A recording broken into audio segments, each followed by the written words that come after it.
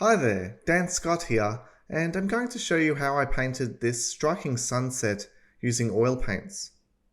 I took this photo on our last trip to Kingfisher Bay in Queensland, Australia. Chantel and I got married on this trip. We told our vows in private at the end of this jetty. So this painting will be a nice reminder of that.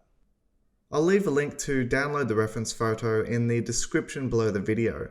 Feel free to try and paint it yourself, just let me know how you go. I start by staining the canvas with a dark, muddy colour. As this is a fairly dark painting, I want to start with a dark surface, and then I can work my way up to the lighter colours. I then map out the lighter areas by lifting paint with paper towel. Then I go in with my finger and loosely sketch the composition in the wet paint. I don't do much, I basically just outline the major shapes and a few key details along the jetty, like the jetty lights and the major perspective lines. I'm going to paint over all of this later on, but it's still important that I get these details right, particularly in relation to the perspective of the jetty. Small mistakes here can end up being critical mistakes later. I let the stain dry for an hour and then I start adding in some colour. I'm quite timid with my strokes as I don't want to commit to any particular direction. All I want to do is get a feel for the subject and see what these colours look like together on the surface. I also consolidate the jetty and the vague figures wandering along it. I use my finger again here to spread out the colour. I couldn't give you a good reason why I'm using my finger, it just felt like the right thing to do, and I lean into these feelings when they come. What I'm left with is basically an abstract version of the subject, with no intricate details or strong colours. It might not look like much, but it's a good foundation to build on. I start working on the sky. The sky and the way it contrasts against the dark jetty is the focal point of the painting. I need it to really pop and showcase all those brilliant sunset colours. It's important to note that I took the reference photo just after the sun fell below the horizon line on the left-hand side, so it's not a typical sunset painting with a bright sun around the middle. This subject is a bit darker and has a somewhat hazy feel to it. The colours are strongest around the left where the sun was. For this area, I use mostly Cadmium Yellow Deep and a few touches of Cadmium Orange. The colours gradually get weaker and cooler as we move away from the sun.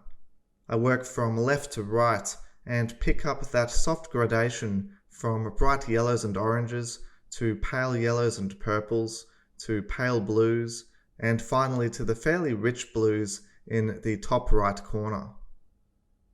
I keep my brushwork fairly relaxed as I want to play into the idea of the hazy atmosphere and fading sunlight.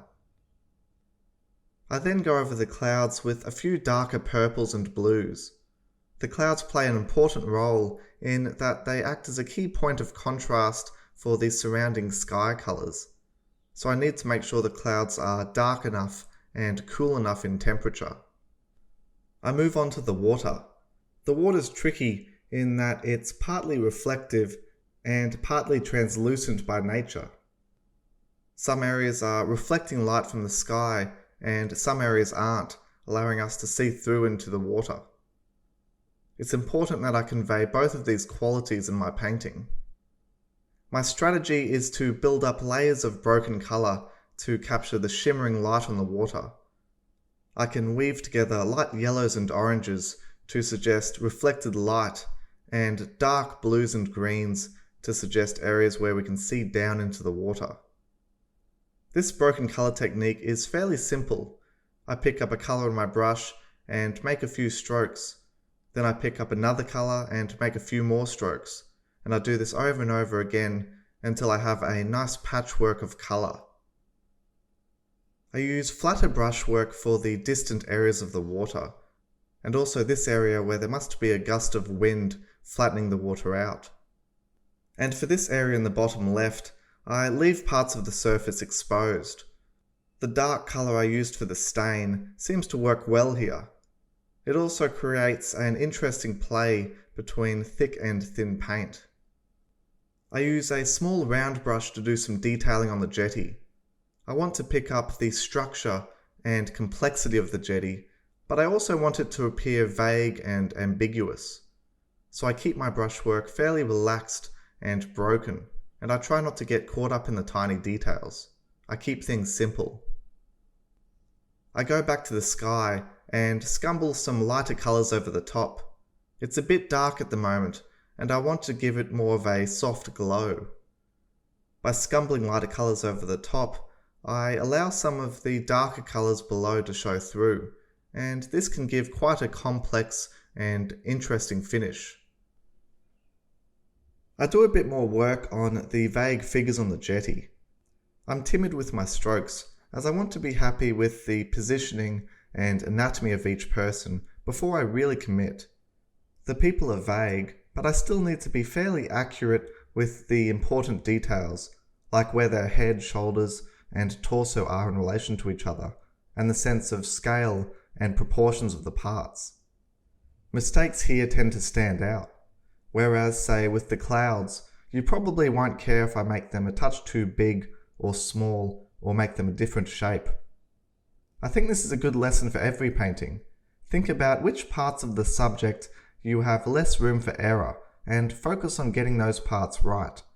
You can then be a bit more relaxed in the other areas.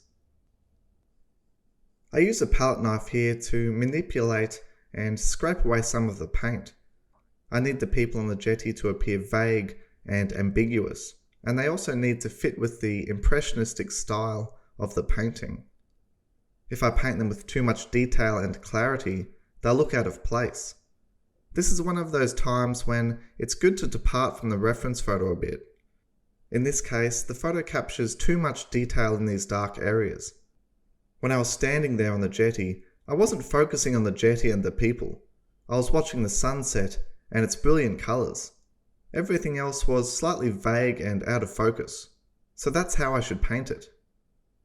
Once I'm happy with the people on the jetty, I go over all of this area with darker and richer colours using a medium-sized flat brush. The idea is to create more of a striking contrast against the light and warm colours of the sky. I also try to pick up a bit of the soft green glow from the jetty lights. This is one of those important details that you might miss unless you look closely at the reference photo. I don't do much, just enough to remind myself to return to this area later and finish it off. I spend a fair bit of time on the water on the right-hand side. This is a tricky colour to get right. It's a deeper and more solid blue than the rest of the water. It also acts as negative space for some of the figures on the jetty, so I can use the water to carve out and better define these figures. I also work on the negative space between the jetty pillars. Again, I can use these areas of negative space to help define and carve out the jetty. For the colours, it's important that I make them consistent with the surroundings. They need to make sense in the context of the painting.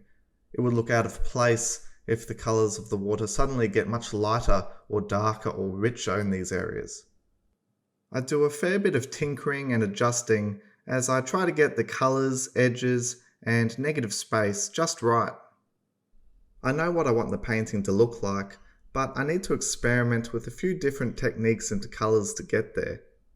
Here you can see me using the blunt end of the brush to manipulate the edges. And here I'm using the palette knife again to rough things up when they get a little bit too tight and refined. I continue doing this until everything works together nicely on the surface.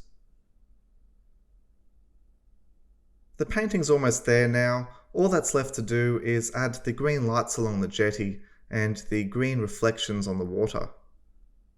These are small but key details that really bring the painting home. For the colour, I use Viridian Green plus Titanium White. These jetty lights are fairly weak, so I don't want the colour to be too light, just light enough to appear as a light source.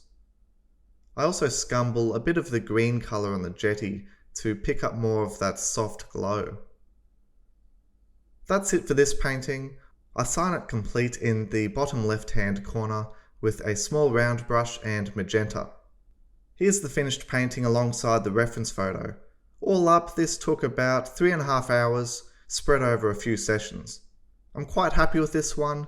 I think the sky in particular really pops, and the painting in general says what I want it to say.